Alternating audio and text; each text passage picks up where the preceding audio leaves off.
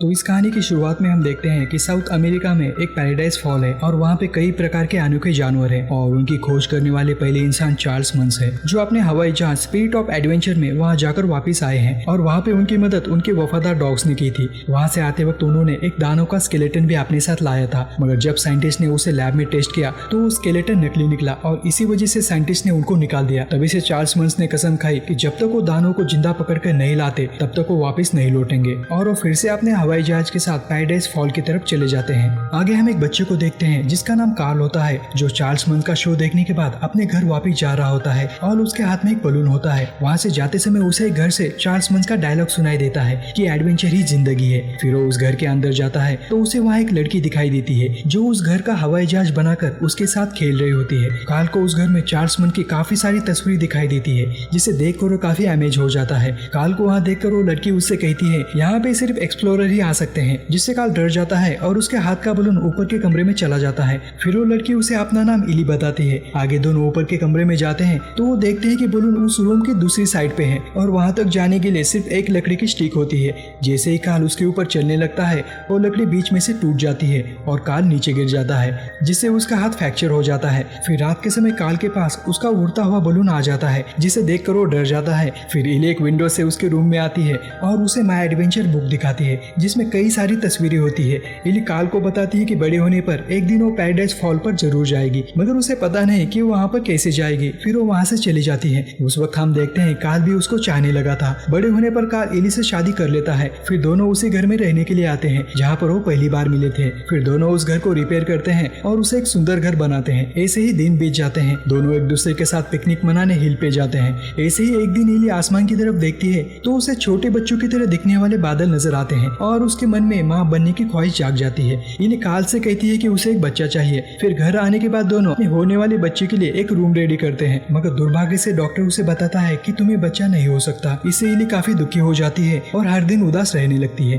फिर कार्ल उसे my adventure book देता है जिससे इली अपने गम को भूल जाती है और एक नई ड्रीम बनाती है जिसमें उसे पैराडाइज फॉल पर अपना घर बनाना है और उसकी पेंटिंग भी घर के दीवारों पर बनाती है। फिर दोनों पैराडाइज फॉल पर जाने के लिए हर दिन गुल्लक में पैसे सेव करने लगते हैं। तो ऐसे ही दिन बीत जाते हैं। कभी उनके कार का टायर फटने से, तो कभी एक्सीडेंट होने से और कभी घर की छत टूटने से। हर बार वो पिगी बैंक को तोड़कर उसके पैसे यूज करते हैं, मगर ऐसे करते हुए दोनों बूढ़े हो जाते हैं और वो कभी पैराडाइज फॉल नहीं जा पाते। ऐसे एक दिन कार्ल इली को लेकर उनकी फेवरेट हिल पर पिकनिक मनाने जाता है, मगर वहाँ जाते वक्त इली नीचे गिर जाती है। फिर वो उसे हॉस्पिटल लेकर जाता है जहाँ पे इली कार्ल को माय एडवेंचर बुक देती है और कुछ ही दिनों के बाद उसकी मौत हो जाती है, जिससे कार्ल अकेला हो जाता है। खैर आगे सीन कट होकर कार्ल पे आता है। फिर वो नींद से उठ जाता है। बूढ़ा होने के कारण उसे चलने के लिए एक स्टिक की जरूरत पड़ती है और लोग उसे मिस्टर फ्रेडरिक्सन नाम से बुलाते हैं। फिर वो अपने लिए ब्रेकफास्ट बनाता है और कहीं जाने के लिए रेडी हो जाता है। फिर वो घर का डोर ओपन करता है और बाहर जाकर बैठ जाता है। फिर हम देख सकते हैं कि उसके घर के पास काफी सारी बिल्डिंग का कंस्ट्रक्शन वर्क चल रहा होता है और मिस्टर फ्रेडरिक्सन का घर ही उस इलाके में बचा होता है। खैर फ्रेडरिक्सन को उस लेटर बॉक्स में कुछ चिट्ठियां दिखाई देती है।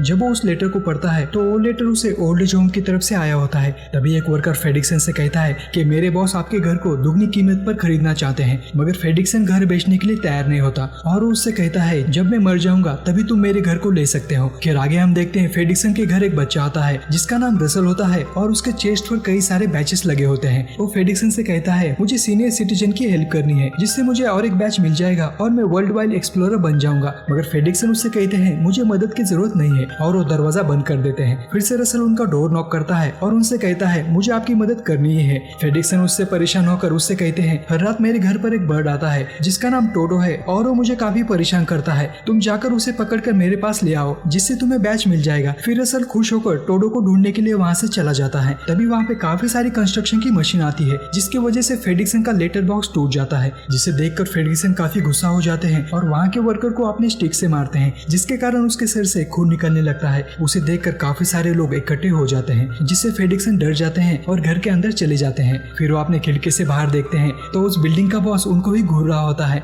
अगले दिन फ्रेडरिक्सन को कोर्ट में पेश किया जाता है जहाँ पे जज फ्रेडरिक्सन को उस घर को छोड़कर ओल्ड एज शेल्टर जाने का फैसला सुनाते हैं। फिर रात के समय घर पे फ्रेडरिक्सन अपसेट होकर बैठ जाता है। तभी उसको एलियन ही बनाई हुई तस्वीर दिखाई देती है जहाँ पैराडाइज फॉल के ऊपर उन्होंने अपना घर बनाया होता है। फिर मिस्टर फ्रेडरिक्सन मन में ही कुछ ठान लेते हैं। खैर अगली सुबह फ्रेडरिक्सन को लेने के लिए ओल्ड एज होम से एक वैन आती है। फ्रेडरिक्सन उन्हें अपनी बैग देकर कहते हैं तुम इसे लेकर वैन में चले जाओ, मैं आखिरी बार अपने घर को देख लेता हूँ। फिर वो घर के अंदर चले जाते हैं और उस घर का दरवाजा बंद बंद कर देते हैं। जैसे ही वो लोग उस गार्डन से गुजरते हैं तो वहाँ पे कई सारे नाइट्रोजन ऑक्साइड के सिलेंडर पड़े होते हैं। तभी हम देखते हैं उस घर से कई सारे बलून्स बाहर निकलते हैं और वो घर जमीन से उखड़ने लगता है और आसमान की तरफ जाने लगता है, जिसे देखकर दोनों हैरान हो जाते हैं। फेडिक्सन उनसे कहता है मैं तुम्हें पैराडाइज फॉल से हर दिन लेटर लिखूंगा और वो घर आसमान की ऊंचाइयों में जाने लगता है। आगे जाने के बाद फेडिक्सन एक मैप देखते हैं और अपने स्टीयरिंग को साउथ की डायरेक्शन में मोड़ देते हैं और अपनी फेवरेट चेयर पर जाकर सुकून से बैठ जाते हैं। मगर थोड़ी देर के बाद उनके घर की डोरबेल बजती है। पहले तो उन्हें लगता है ये उनका भ्रम होगा, मगर फिर से दूसरी बार डोरबेल बजती है। फिर फेडिक्सन जाकर डोर को ओपन करते हैं तो उन्हें वहाँ पर रसल नजर आता है। फेडिक्सन उससे पूछते हैं तुम यहाँ पे क्या कर रहे हो? रसल उनसे कहता है मैं टोडो बर्ड को ढूंढने के लिए यहाँ आया था। आगे फेडिक्सन उसे घर के अंदर लेते हैं। अंदर आने के बाद रसल वहाँ की चीजों को छूने लगता है। वहाँ पे कई सारे मैप्स रखे होते हैं। उनको देखकर वो फेडिक्सन से कहता है कि आप पैराडाइज फॉल की तरफ जा रहे हैं। उसके बाद वो घर की स्टीयरिंग घुमाने लगता है, जिसके कारण घर हिलने लगता है। आगे फेडिक्सन उससे कहते हैं जैसे ही आगे बिल्डिंग आ जाएगी मैं तुम्हें नीचे उतार दूंगा। फिर उनको वहाँ कई सारी बिल्डिंग्स दिखाई देती है। फिर वो रसल को एक रस्सी से बांधकर विंडो से नीचे उतारने की कोशिश करते हैं, मगर रसल नीचे गिर जाता है। खैर उनका सपना होता है। फिर फेडिक्सन बलून की रस्सियां काटने लगते हैं जिससे वो उस घर को जमीन पर उतार सके। तभी वहाँ एक तूफान उनकी तरफ ही आ रहा होता है। आगे जोरदार बारिश शुरू हो जाती है और बिजलियां भी गिरने लगती है, जिससे उस घर के सारी चीजें नीचे गिरने लगती है। फेडिक्सन कैसे तो इली की फोटो को टूटने से बचा लेता है, मगर आगे फेडिक्सन बेहोश हो जाता है। थोड़ी देर के बाद रसल उन्हें जगा देता है। रसल उनसे कहता है ये तूफान चला गया। फिर फेडिक्सन घर का डोर ओपन करते हैं तो वो देखते हैं कि वो अभी भी आसमान में ही है, मगर रसल उनसे कहता है मेरा जीपीएस बता रहा है कि अभी हम साउथ अमेरिका में हैं। फिर फेडिक्सन उससे कहते हैं मैं बलून की रस्सियां काटकर इस घर को नीचे उतारूंगा, फिर तुम बस पकड़कर अपने घर चले जाना। आगे फेडिक्सन बलून की रस्सियां काट देते हैं और वो घर नीचे आने लगता है। फिर फेडिक्सन देखते हैं वहाँ पे कई सारे माउंटेन्स होते हैं। आगे उनका घर जमीन पर उतर जाता है, जिससे वो दोनों उस घर से नीचे गिर जाते हैं और वो घर आगे जाने लगता है। फेडिक्सन कैसे तो घर के पाइप को पकड़ लेते हैं, मगर फिर भी तूफान के कारण वो घर आगे जाने लगता है। फिर फेडिक्सन रसल से कहते हैं मुझे पकड़कर तुम्हारी तरफ खींचो। उस वक्त फेडिक्सन एक पहाड़ के किनारे पे होते हैं। फिर रसल उनको खींचकर एक सेफ जगह पे ले आता है। जैसे ही तूफान शांत हो जाता है फेडिक्सन देखते हैं कि उनके सामने वही पैराडाइज फॉल है जिसके लिए वो यहाँ आए थे। फिर फेडिक्सन रसल से कहते हैं तुम इस पाइप के जरिए ऊपर घर में चले जाओ और उसके बाद मुझे भी ऊपर खींच लेना। मगर रसल उस पाइप के ऊपर चढ़ने की काफी कोशिश करता है, मगर वो ऊपर चढ़ नहीं पाता, जिससे फेडिक्सन निराश हो जाते हैं। तभी रसल उनसे कहता है हम इस घर को खींचकर उस पैराडाइज फॉल तक ले जा सकते हैं, जैसे हम पतंग को खींचते हैं।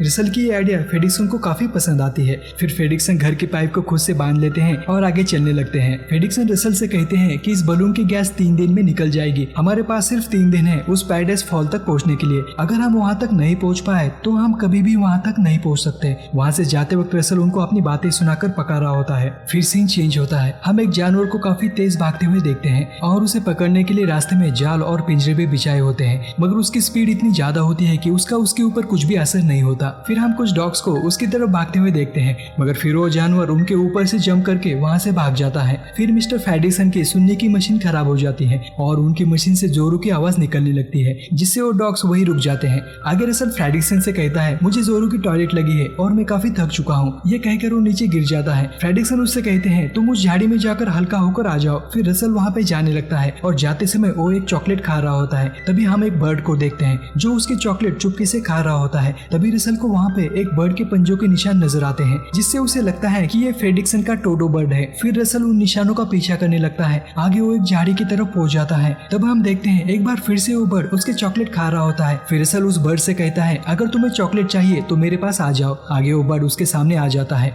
उस बर्ड की ऊंचाई इतनी ज्यादा होती है कि रसल उसे देखकर चौंक जाता है। फिर रसल उस बर्ड को लेकर फेडिक्सन के पास आता है और उनसे कहता है मैंने टोडो बर्ड को ढूंढ लिया। मगर फेडिक्सन उससे कहते हैं टोडो नाम का कोई भी बर्ड नहीं होता। जब वो पीछे मुड़ के देखते हैं तो उनके सामने एक बड़ा सा बर्ड होता है, जिसे देखकर वो डर जाते हैं। फिर वो बर्ड रसल के साथ खेलने लगता है और उसको उठा के यहाँ वहाँ फेंकने लगता है। फेडिक्सन उस बर्ड से रसल को नीचे उतारने के लिए कहते हैं। आगे वो बर्ड फेडिक्सन के ऊपर हमला करने की कोशिश करता है, मगर रसल उसे रोक लेता है और उससे कहता है ये मेरे फ्रेंड फेडिक्सन है। फिर रसल फेडिक्सन से कहता है उस बर्ड का नाम केविन है। तभी वो बर्ड घर के ऊपर चढ़कर वहाँ के बलून्स को खाने लगता है, जिससे फेडिक्सन काफी चिढ़ जाते हैं। रसल उनसे पूछता है क्या हम इसे रख सकते हैं, मगर फेडिक्सन उसे साफ इनकार कर देते हैं। आगे फेडिक्सन वहाँ से आगे बढ़ने लगते हैं, मगर रसल जाते समय केविन को चॉकलेट खिला रहा होता है, जिसके कारण केविन उनको फॉलो करने लगता है। आगे जाने के बाद फेडिक्सन को एक आदमी दिखाई देता है और उन्हें एक आवाज भी सुनाई देती है। जब वो उसके नजदीक जाते हैं तो वहाँ पत्थर होते हैं। तभी उनके पास एक डॉग आता है। रसल उसे देखकर काफी खुश होता है। फिर रसल उसे बैठने के लिए और शेक हैंड करने के लिए कहता है तो डॉग वैसा ही करता है, मगर जब वो उसे बोलने के लिए कहता है तो डॉग उससे इंसानों की तरह बातें करने लगता है। उसकी आवाज सुनकर दोनों चौंक जाते हैं और वो डॉग उनसे कहता है कि मेरा नाम डग है और मैं इंसानों की तरह बोल सकता हूँ क्योंकि मेरे पास एक एडवांस कॉलर है जिसे मेरे मास्टर ने बनाई है। फिर वो उनसे कहता है मेरे कप्तान ने मुझे एक मिशन के लिए यहाँ भेजा है जिसमें मुझे एक बर्ड को पकड़ना है। तभी केविन बर्ड उसके ऊपर हमला करता है। फिर रसल फ्रेडरिक्सन से कहता है क्या हम इन दोनों को भी रख सकते हैं, मगर फ्रेडरिक्सन उसे मना कर देते हैं। यहाँ दूसरी तरफ हम शिकारी डॉग्स को देखते हैं जो उस बर्ड के पैरों के निशान का पीछा कर रहे होते हैं। तभी कप्तान उसके साथियों को उस बर्ड को ढूंढने के लिए कहता है, मगर उसके कॉलर का ट्रांसमीटर खराब हो चुका था जिसकी वजह से उसकी आवाज एक छोटी बच्ची की तरह हो जाती है, जिसे सुनकर उसके साथी उसके ऊपर हंसने लगते हैं। फिर कप्तान डग को एक वीडियो कॉल करता है और उससे पूछता है तुम अभी कहाँ पे हो। डग उसे बताता है अभी मैं केविन बर्ड के साथ हूँ। तभी वो कॉल कट हो जाता है, मगर कप्तान रसल को उसके साथ देख लेता है। फिर कप्तान उस डॉग का जीपीएस ऑन करता है और उनकी लोकेशन की तरफ जाने लगते हैं। फिर फ्रेडरिक्सन दोनों को वहां से भगाने की कोशिश करता है, मगर फिर भी दोनों उनके पीछे ही आने लगते हैं। तभी फ्रेडरिक्सन के दिमाग में एक आइडिया आता है। फिर फ्रेडरिक्सन एक बॉल को दूर फेंकता है जिससे डग उसे लाने के लिए वहां से चला जाता है। आगे फ्रेडरिक्सन रसल के पास की एक चॉकलेट को झाड़ियों में फेंक देता है जिससे केविन भी उस चॉकलेट को खाने के लिए उन झाड़ियों में भाग जाता है। फिर फ्रेडरिक्सन रसल को लेकर वहां से भागने लगते हैं और एक पहाड़ के ऊपर पहुंच जाते हैं, मगर तभी वो देखते हैं डग और केविन भी उनके पास आ जाते हैं, जिसे देखकर फ्रेडरिक्सन काफी निराश हो जाता है और समझ जाता है कि इन दोनों से पीछा छुड़ाना नामुमकिन है। फिर रात हो जाती है और बारिश भी शुरू हो जाती है। आगे रसल टेंट बनाने की कोशिश करता है, मगर वो टेंट को बना नहीं पाता। फिर फ्रेडरिक्सन उससे पूछते हैं कि तुम्हारे डैड ने तुम्हें टेंट बनाना नहीं सिखाया। रसल उनसे कहता है मेरी स्टेप मॉम मुझे मेरे डैड से बात करनी नहीं देती, जिसे सुनकर फ्रेडरिक्सन दुखी हो जाते हैं। आगे रसल सोते समय फ्रेडरिक्सन से कहता है कि डग ने मुझसे कहा था कि उसके मास्टर केविन को पकड़कर जेल में डालने वाले हैं। अगली सुबह फ्रेडरिक्सन नींद से उठ जाते हैं, तब वो ऑब्जर्व करते हैं कि बलून से हवा लीक हो रही है। आगे उन्हें केविन उस घर के ऊपर बैठा हुआ दिखता है जो घर के अंदर से खाने का सामान बाहर निकाल रहा होता है। डग फ्रेडरिक्सन से कहता है कि वो अपने बच्चों के लिए खाना कलेक्ट कर रहा है। तभी केविन को उसके बच्चों की आवाज सुनाई देती है। डग फ्रेडरिक्सन से कहता है कि केविन का घर उस पहाड़ी के पीछे है, जिससे केविन अपने बच्चों की तरफ जाने लगता है। तभी वहाँ पे कप्तान अपने साथियों के साथ आ जाता है और डग से पूछता है कि वो बर्ड कहाँ पे है। डग उससे झूठ बोलता है कि वो यहाँ से चला गया।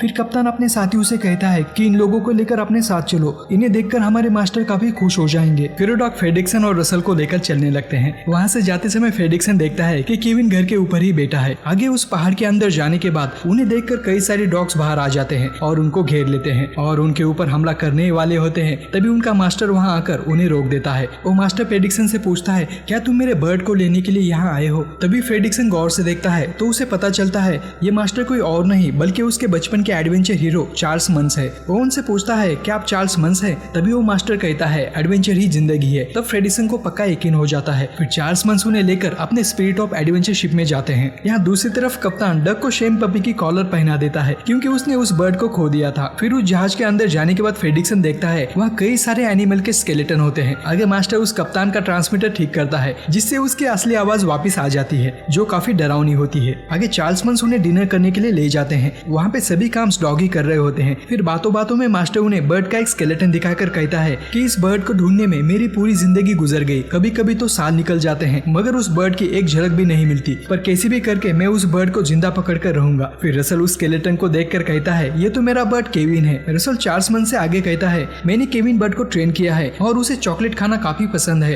तभी फ्रेडरिक्सन उसे चुप रहने के लिए कहता है। चार्ल्स मंस उसकी इस हरकत को नोटिस कर लेता है। आगे चार्ल्स फ्रेडरिक्सन को कई सारे हेलमेट दिखाकर कहता है यहाँ पे कई लोग उस बर्ड को खोजने के लिए आए थे मगर यहाँ से जिंदा बचकर कोई भी वापस नहीं जा पाया। तभी फ्रेडरिक्सन देखता है तो उसे केविन घर के ऊपर बैठा हुआ दिखता है। फिर फ्रेडरिक्सन चार्ल्स मंस से कहता है कि अब हमें जाना होगा। तभी केविन जोर से चीखता है जिससे चार्ल्स मंस उसे देख लेता है। फिर चार्ल्स मंस अपने कप्तान को उस बर्ड को पकड़ने का ऑर्डर देता है। यहाँ दूसरी तरफ रसल और फ्रेडरिक्सन केविन के ऊपर बैठकर अपने घर को साथ लेकर भाग रहे होते हैं। तभी उनके पीछे कई सारे डॉग्स पड़ जाते हैं। फिर डग उन्हें एक शॉर्टकट बताता है जिससे फ्रेडरिक्सन वहां से भागने लगते हैं। उस वक्त कई सारे डॉग्स उनका पीछा करने लगते हैं। आगे फ्रेडरिक्सन अपने घर को उस पहाड़ी के बीच में से बाहर निकालता है मगर गलती से रसल नीचे गिर जाता है और वो कुत्ते उसे काट ही रहे होते हैं। तभी डग ऊपर से पत्थर नीचे गिरा देता है जिससे कप्तान काफी गुस्सा हो जाता है और डग को उठाकर पहाड़ी के नीचे फेंक देता है। उस वक्त रसल एक रस्सी के सहारे झूल रहा होता है और केविन जंप करते हुए आगे बढ़ रहा होता है। फिर फ्रेडरिक्सन रसल को केविन के ऊपर लेता है और केविन सबको लेकर भागने लगता है। आगे केविन पहाड़ी से कूद जाता है मगर तभी कप्तान उसके पैर को काट लेता है। आगे जमीन पर पहुंचने के बाद केविन चलने की कोशिश करता है मगर वो चल नहीं पाता। फिर रसल उसके लेग को बैंडेज लगाता है। आगे केविन को अपने बच्चों की आवाज सुनाई देती है। फिर रसल फ्रेडरिक्सन से कहता है क्या हम केविन को उसके बच्चों के पास छोड़ सकते हैं। फ्रेडरिक्सन इसके लिए मान जाता है। आगे कप्तान चार्ल्स के पास आकर उससे कहता है कि हमने उस बर्ड को खो दिया क्योंकि डग उनकी मदद मदद कर रहा था। फिर चार्ल्स डग के ऊपर लगे हुए जीपीएस की मदद से उनको ट्रैक करने लगता है। आगे फ्रेडरिक्सन केविन को घर के ऊपर बैठाता है और उस घर को खींचकर उस जंगल की ओर जाने लगता है। जाते समय रसल फ्रेडरिक्सन से कहता है कि मुझे आइसक्रीम खानी काफी अच्छी लगती है। फिर आखिरकार वो केविन के घर पहुंच जाते हैं, जहाँ केविन के छोटे छोटे बच्चे उसे पुकार रहे होते हैं। जब केविन उनके पास जाता है तभी चार्ल्स मन का हवाई जहाज वहाँ पे आ जाता है और केविन के ऊपर एक जाल फेंकता है, जिससे केविन उसके अंदर फंस जाता है। फिर रसल और फ्रेडरिक्सन तुरंत वहाँ जाकर उस जाल को काटने लगते हैं, मगर चार्ल्स मन फ्रेडरिक्सन के घर को आग लगा देता है। उस आग को देखकर फ्रेडरिक्सन केविन को बचाना छोड़कर अपने घर की तरफ भागता है और उस आग को बुझाने की कोशिश करता है। फिर डॉग्स वहाँ आकर केविन को घसीटकर उस जहाज में ले जाते हैं। आगे रात के समय रसल फ्रेडरिक्सन से कहता है कि आपने केविन को बचाने की कोशिश भी नहीं की। तभी फ्रेडरिक्सन डग के ऊपर चिल्लाकर उससे कहता है कि यह सब तुम्हारे कारण हुआ है,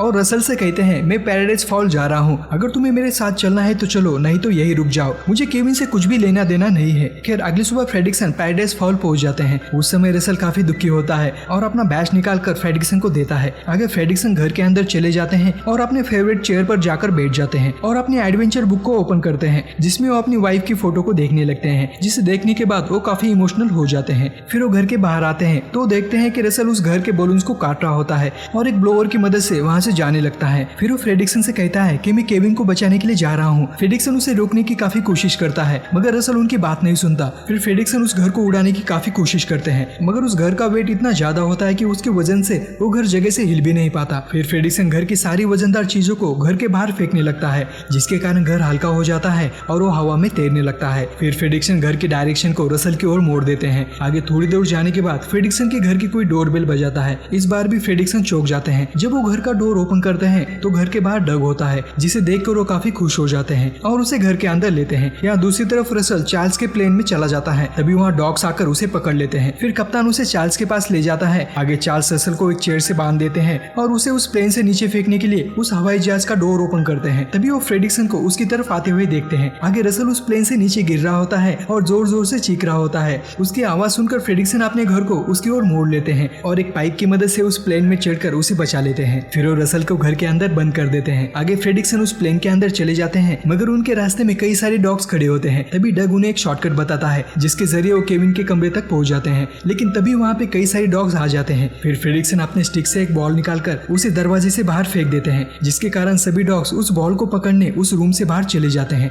फिर फ्रेडरिक्सन उस रूम का दरवाजा बंद कर देते हैं, जिसके बाद सभी डॉग्स एक साथ ही अपने मास्टर यानी कि चार्ल्स मंस को कॉल करने लगते हैं। उन डॉग की एक साथ आवाज सुनकर चार्ल्स काफी परेशान हो जाता है। यहाँ फ्रेडरिक्सन केविन को लेकर भाग रहा होता है। यहाँ दूसरी तरफ रसल खुद को छुड़ाने के चक्कर में उस घर से नीचे गिर जाता है, मगर वो एक पाइप को पकड़ लेता है, जिससे वो बच जाता है और चार्ल्स के प्लेन से टकराता है। आगे चार्ल्स फ्रेडरिक्सन के घर को शूट करने का ऑर्डर देता है। तभी हम देखते हैं 3 जेट प्लेन्स रसल के ऊपर गोलियां चलाने लगते हैं। पहले अटैक में रसल उनसे बच जाता है। यहाँ दूसरी तरफ चार्ल्स मंस एक तलवार लेकर फ्रेडरिक्सन को मारने की कोशिश करता है। फ्रेडरिक्सन भी उसका मुकाबला करता है, मगर फ्रेडरिक्सन नीचे गिर जाता है। चार्ल्स मंस उन्हें मारने वाला होता है। तभी दूसरी तरफ डग उस प्लेन का गियर गलती से दबा देता है, जिसके कारण प्लेन घूमने लगता है। फिर हम देखते हैं रसल पाइप के जरिए घर तक पहुंच जाता है। तभी वो प्लेन उसके ऊपर हमला करते हैं। रसल उनसे कहता है तुम्हारे पास बिल्ली है। बिल्ली का नाम सुनते ही सभी डॉग्स यहाँ वहाँ देखने लगते हैं और उनके प्लेन एक दूसरे से टकराकर टूट जाते हैं। फिर हम देखते हैं फ्रेडरिक्सन केविन को लेकर उस जहाज के ऊपर चढ़ रहा होता है और चार्ल्स मंस भी उनका पीछा कर रहा होता है। यहाँ दूसरी तरफ कप्तान डग को मारने की कोशिश करता है,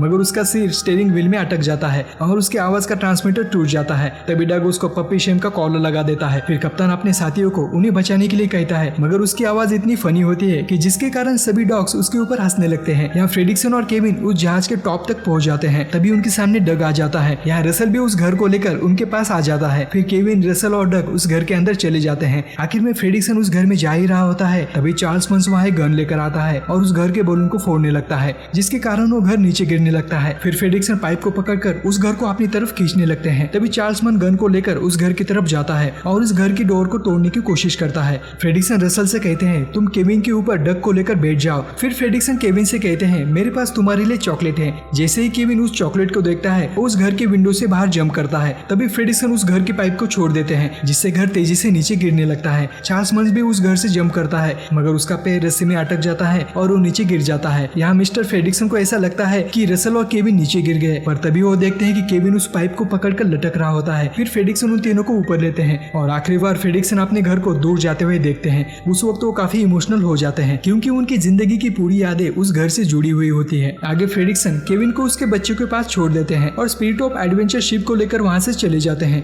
आगे सीन कट होकर रसल के स्कूल फंक्शन में आता है, जहाँ रसल को सीनियर सिटीजन की मदद करने से एक बैच मिल जाता है। उस वक्त फ्रेडिक्सन भी उसके साथ होते हैं और वहाँ के टीचर्स को बताते हैं कि मैं इसका दादा हूँ। आगे हम फ्रेडिक्सन और रसल को आइसक्रीम खाते हुए देखते हैं और फिर सीन कट होकर पैराडाइज फॉल पे आता है, जहाँ हम फ्रेडिक्सन के घर को देखते हैं और ये मूवी यहीं पे खत्म हो जाती है। तो जाते समय चैनल को लाइक और सब्सक्राइब करना ना भूलना। तो मिलते हैं अगले वीडियो में। Till then bye.